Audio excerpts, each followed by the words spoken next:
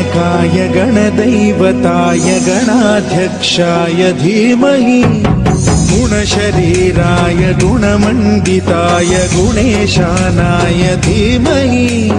गुणातीताय गुणाधीशाय गुणप्रविष्टाय धीमहि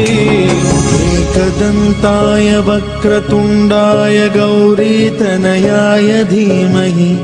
गजेशानाय भालचन्द्राय श्रीगणेशाय धीमहि एकदन्ताय वक्रतुण्डाय गौरीतनयाय धीमहि गजेशानाय भालचन्द्राय श्रीगणेशाय धीमहि गुरुपूजिताय गुरुदैवताय गुरुकुल